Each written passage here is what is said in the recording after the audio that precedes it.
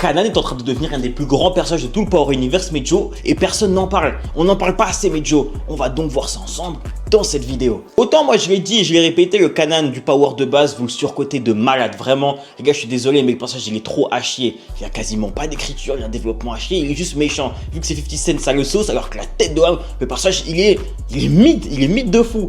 Mais là, le Kanan de Rising Kanan, ce qu'il propose c'est dément. C'est dément les gars, j'ai dit dément carrément, on est en 2007 mon frère. Déjà, faut parler de l'acting de Mekai Curtis. Mekai Curtis est un excellent acteur, il met tellement une drill à 50 Cent, mais tellement une drill.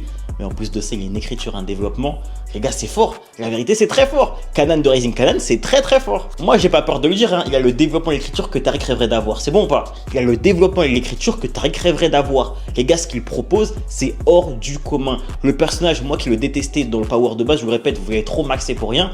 Là, il est excellent. Il est excellent, il est attachant. Et tu sens qu'il est qu'au début de son développement. Et c'est ça qui est fort, tu vois. Et moi, je vous le répète, vu comment le personnage, on s'attache à lui, comment il évolue, dans Origins, dans Power Origins, on va détester Ghost pour ce qu'il va faire à Kanan.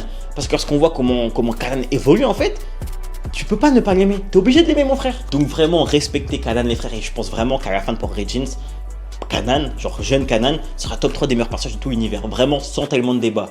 Abonne-toi à mon duo et n'oublie pas, les fantômes ne meurent jamais.